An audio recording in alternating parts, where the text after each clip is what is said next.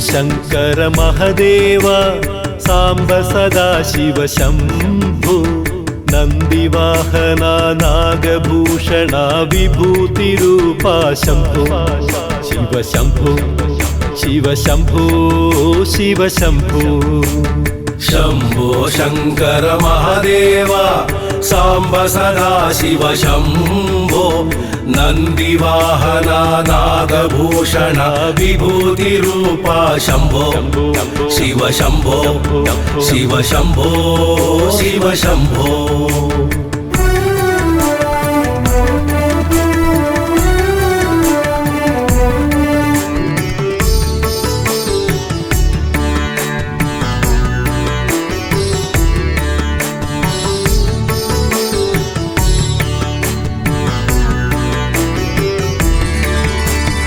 जगमुल नेले जंगमदेवर जगदीश्वर ओम शंभो ओम शंभो निर्गुण रूपा लिंग स्वरूपा चल्लनि सांबय्या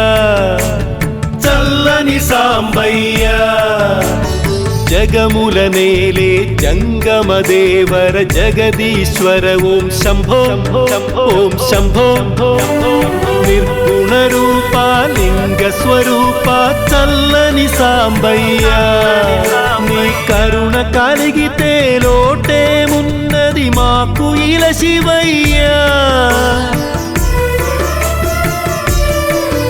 नी करुण कलिगिते लोटे मुन्नदि माकु इल शिवय्या चल्लगा मम्मु दीविंचय्या ओळा शंकरा भक्त शुभंकरा शम्भो शङ्कर महादेव साम्ब सदाशिव शम्भो नन्दिवाहना नागभूषण विभूतिरूपा शम्भो शिव शम्भो शिव शम्भो शिव शम्भो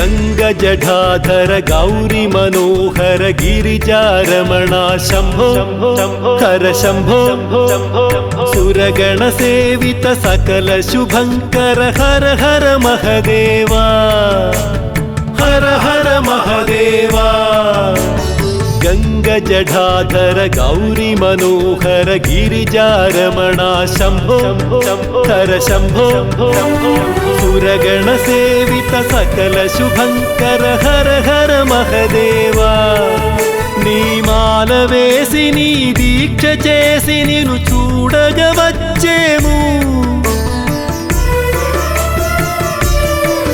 నీ మాల వేసి నీ దీక్ష చేసి నిన్ను చూడగా వచ్చేము శ్రీశైల భ్రమరాంబ మల్లికార్జున मल्लिकार्जुन शंभो शंकर महदेव सांब सदाशिव शंभो नंदिवाहना नागभूषण विभूतिरूपा शंभो शिव शंभो शिव शंभो शिव शंभो शम्भो शङ्कर महादेव साम्ब सदाशिव शम्भो नन्दिवाहना नागभूषण विभूतिरूपा शम्भो शिव शम्भो शिव शम्भो शिव शम्भो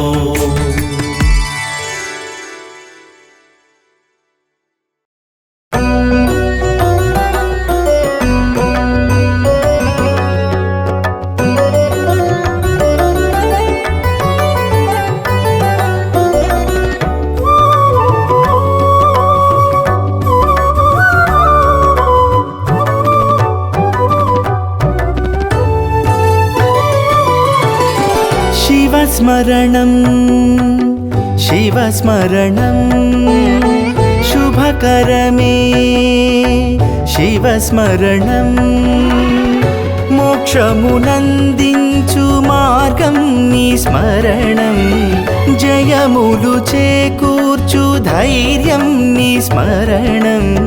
శివస్మరణం శివస్మరణం శివస్మరణం శివస్మరణం శుభకరమే శివస్మరణం.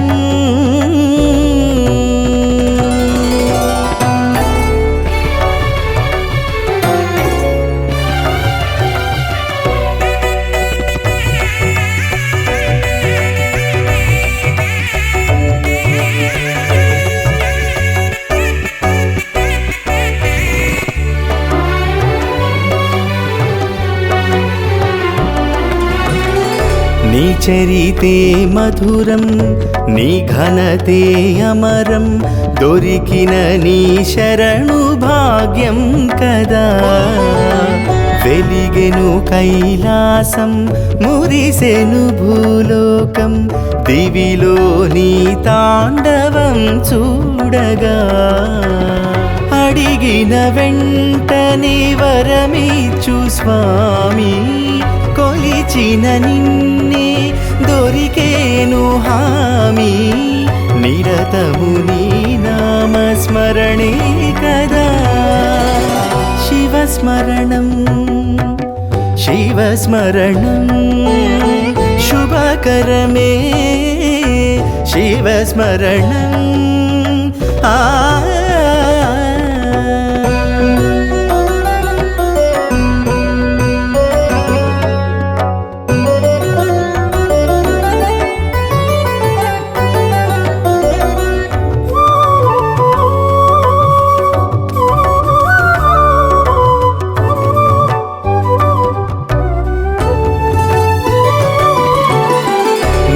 కాశీక్షేత్రం మా భూ కైలాసం, నీ జ్యోతిర్లింగం మహిమాన్వితం.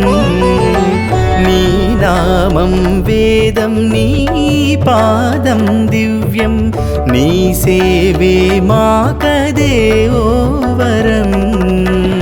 సతికే సగభాగమిచ్చావు నీలో, కోరే గంగను దాచావు సిగలో. ఇలకే ఆదర్శమే నీ కథా. శివస్మరణం శివస్మరణం శుభకరమే శివస్మరణం. మోక్షమునందించు మార్గం నీ స్మరణం, జయములు చేకూర్చు ధైర్యం నీ స్మరణం.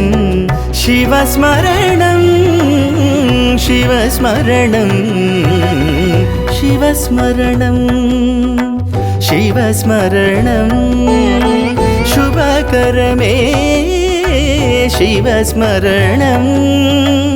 ఆ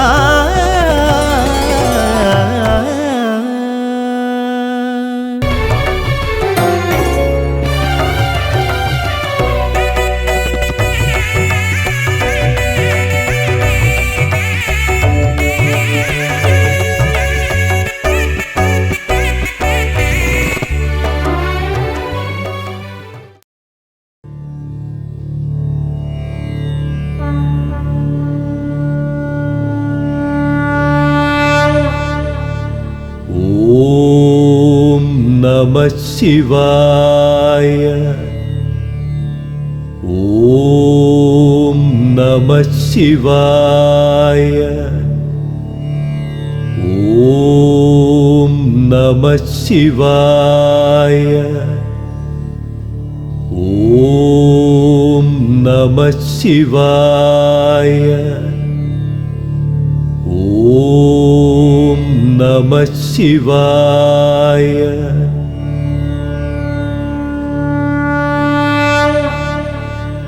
ఓం నమః శివాయ. ఓం నమః శివాయ. ఓం నమః శివాయ.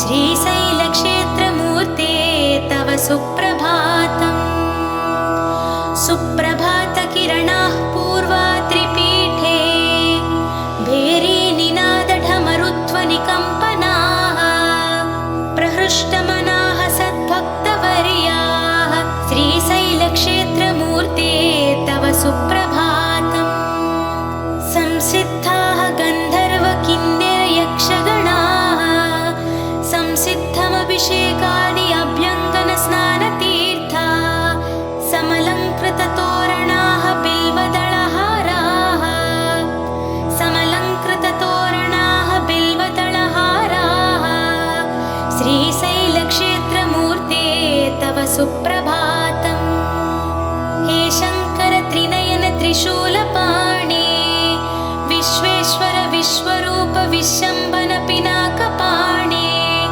कैलासनाद गङ्गाधर चन्द्रमौळे श्रीशैलक्षेत्रमूर्ते तव सुप्रभातम् महिमान्वितमूर्ते महोज्ज्वल दिव्यदीप्ते मदनारे महेश्वर महाकीर्ते भ्रमराम्बिका प्रणय पावन चक्रवर्ते श्रीशैलक्षेत्रमूर्ते तव सुप्रभातम् हे नीलकण्ठ बिल्वार्चितपादयुगला करुणाकर कालकण्ठ सुशङ्खपाणे शम्भो त्रिपुरवैरे त्रैनेत्रमूर्ते श्रीशैलक्षेत्रमूर्ते तव सुप्रभातम् विश्वेश्वर विराजित विश्ववन्द्या अभयङ्कर शरणागत पारिजाता प्रणवस्वरूप प्रमदार्चित पादयुगला श्रीशैलक्षेत्रमूर्ते तव सुप्रभातम् श्रद्धाङ्कुलाः तव भक्तवृन्दाः सद्भक्ति तव मनाः भक्तवर्याः भस्म त्रिपुण्ड समलाङ्कृतफालभागाः श्रीशैलक्षेत्रमूर्ते तव सुप्रभातम् कैलासवास श्रीशैलपुरनिवासा भ्रमराम्बिका हृदय शयनेश ईशा भोगे विभूष भवगुणविशेषा श्रीशैलक्षेत्रमूर्ते तव सुप्रभातम् श्रीशैलशिखरं दृष्ट्वा पुनर्जन्म न विद्यते श्रीशैलशिखरं दृष्ट्वा पुनर्जन्म न विद्यते ज्योतिर्लिङ्गदर्शनमात्रेण प्रणश्यन्ति पापानि परमेश्वर नाम जपेन लभते च मोक्षम् शिरसा नमामि श्रीशैलवासम् हे देवदेव रजताचल हृन्निवासा विशकन्धर विरूपाक्ष विश्वनाथा श्वेताम्बरधर विभूषित नागकण्ठ श्रीशैलक्षेत्रमूर्ते तव सुप्रभातम् जटाधर कठोर व्रतविधाना त्रिप्रकृतिविलसत्मेरुचापा नारायण प्रिय हे ब्रह्मादिसुरवन्दिता श्रीशैलक्षेत्रमूर्ते तव सुप्रभातम् दक्षयज्ञविनाशहर भवभयहर भवपापनाशनहर त्रिपुरसंहर दक्षयज्ञ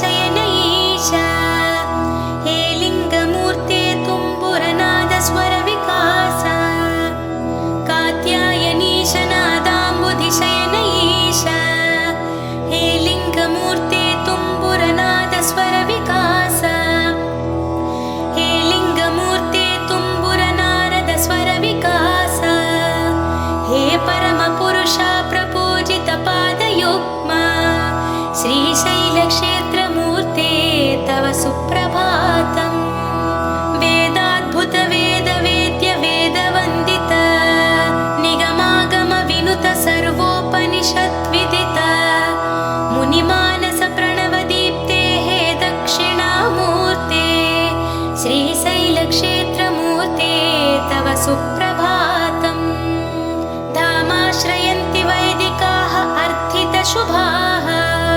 धामाश्रयन्ति वैदिकाः अर्थितशुभाः धामाश्रयन्ति वैदिकाः अर्थितशुभाः निनदैः विहङ्गाः निर्वहति रगाः निनदैः विहङ्गाः निर्वहति रागाः समाश्रयन्ति सकराः समर्पितमनाः समाश्रयन्ति सकराः समाश्रयन्ति सकलाः समर्पितमनाः श्रीशैलक्षेत्रमूर्ते तव सुप्रभातम् स्वामिन् देवादिदेव दैवपते स्वामिन् देवादिदेव दैवपते सुरासुरयक्षगन्धर्वार्चित पावनाङ्ग्रे हालाहलधर हे हैमवतीपते हालाहलधर हे हैमवतीपते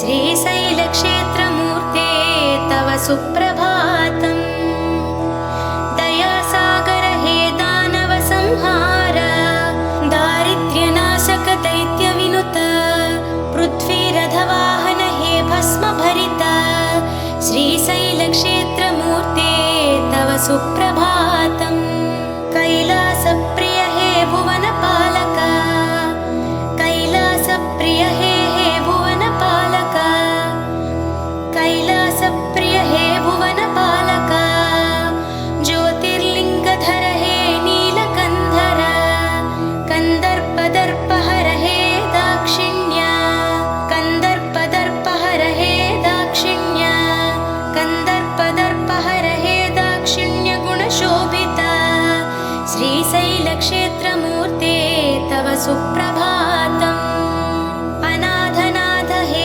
दशकन्धर सेवित भवतापहरण भवविनाशक पार्वतीश भक्तहृदय परिपालक स्कन्दजनक श्रीशैलक्षेत्रमूर्ते तव सुप्रभातम् जगत्पते हे अर्धनारीश्वरमूर्ते जगदीश्वर जगत्प्रलय जाह्नवीश जय जय त्वान महोतरङ्ग सहित श्रीशैलक्षेत्रमूर्ते तव सुप्रभातम् जगत्पते हे अर्धनारीश्वरमूर्ते जगदीश्वर जगत्प्रलय जाह्नवीश जय जय त्वान महोतरङ्ग सहित श्रीशैलक्षेत्रमूर्ते तव सुप्रभातम् जगत्पते हे अर्धनारीश्वरमूर्ते जगदीश्वर जगत्प्रलय जाह्नवीश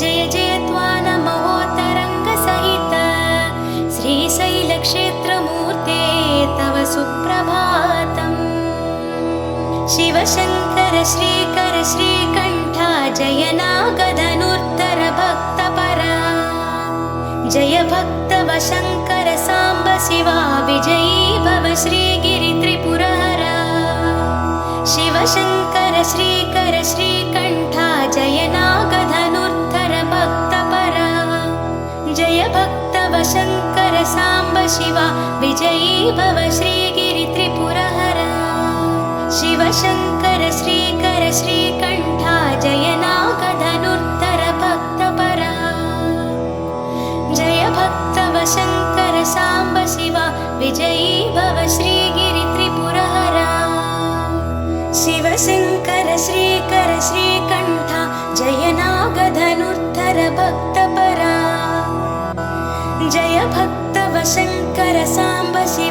विजयी भव श्रीगिरित्रिपुरहरा शिवशङ्कर श्रीकर श्रीकण्ठ जय नागधनुर्धर भक्तपरा जय भक्तवशङ्कर साम्ब शिव विजयी भव श्रीगिरित्रिपुरहरा शशिशेखर शङ्कर करळधरा नागाभरणा हे मृदुवचन सुरनाथ सनातन सौम्यमुख विजयी भव श्रीगिरित्रिपुरहरा श्रितपावन हे नवनादमय अभयङ्कर शुभगुणसौरिप्रिया प्रमथेश्वर प्रमिमल नव्यजगा विजयी भव श्रीगिरित्रिपुरहरा सकलाश्रय पोषक त्रिगुणमया सजलावृत शोभलताम्रजटा सशशाङ्क समाङ्कित शेखरः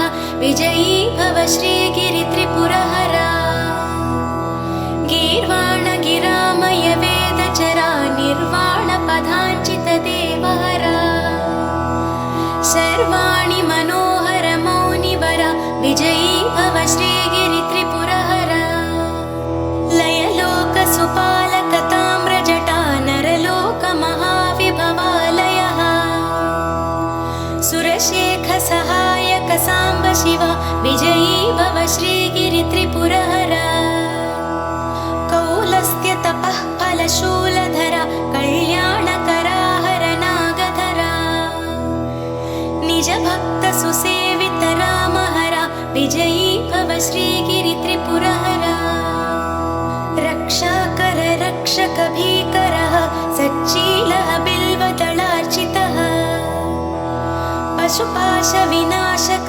विश्वनुत विजयी भव श्रीगिरित्रिपुरहरा मुनिमानस गोचर खेचरः हे दूर्जटि श्रीनटराज प्रभो सर्वार्चित मधुर सुपादयुग विजयी भव श्रीगिरित्रिपुरहरा सुशब्द स्वरध्वनि प्रेमिकः योगीश्वर प्रियजन मानसः सुशब्द स्वरध्वनि प्रेमिकः योगीश्वर प्रियजन मानसः नभो भवनालय पालयः विजयी भव श्रीगिरित्रिपुरहरा त्रैलोक्यपालिनीं सकललोकसम्पूजितमूर्तिं भ्रामरीनामयुतां देवी जगतालय निवासिनीं महिषासुरमर्दिनीं त्रिपुरहरान्तर्भागिनीं वन्दे भगवतीं भ्रमराम्बिकां गौरी मातृस्वरूपिणीं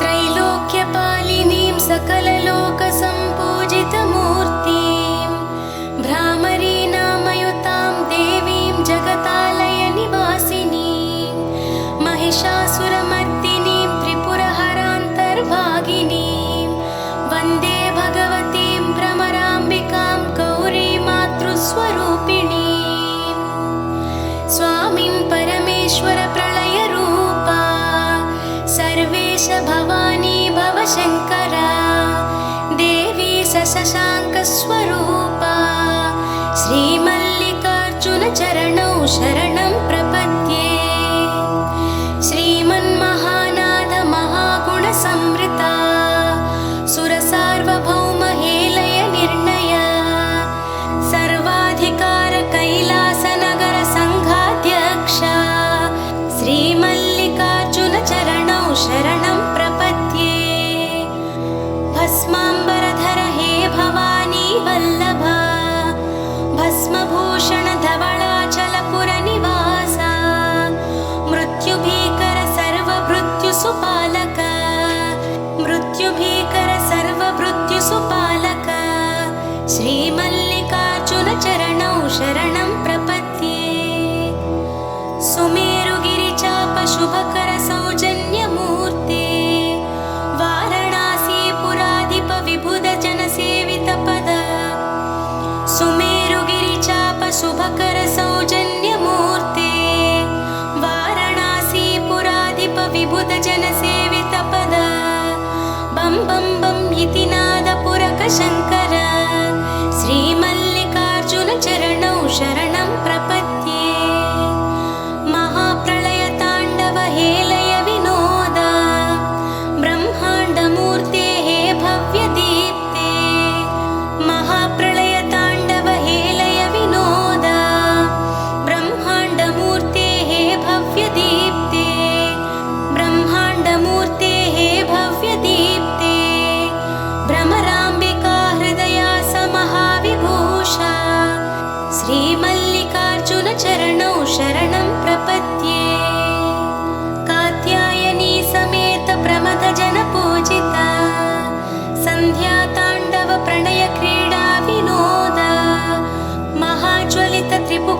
भरित श्रीमल्लिकार्जुन चरणौ शरणं प्रपद्ये। महाकाल महाकल्प महोदय शरणागत वत्सल हे भक्तव शङ्कर असुरप्रिय आश्रित जन रक्षक श्रीमल्लिकार्जुन चरणौ शरणं प्रपद्ये। कपालधर हे हालानेत्राल उभय संध्या ताण्डव केळी विलोल विश्वनटनालय प्राङ्गण चक्रवर्ते श्रीमल्लिकार्जुन चरणौ शरणं प्रपद्ये।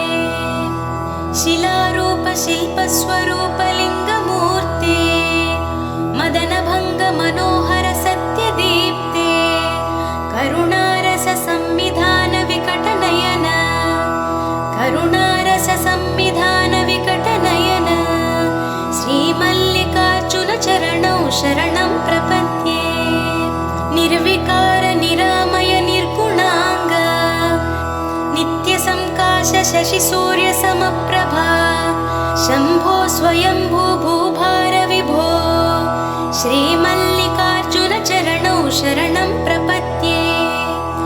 निर्विकार निरामय निर्गुणाङ्ग नित्यसंकाश शशि सूर्य समप्रभा शम्भो स्वयंभू भूभार विभो श्रीमल्लिकार्जुन चरणौ शरणं प्रपद्ये।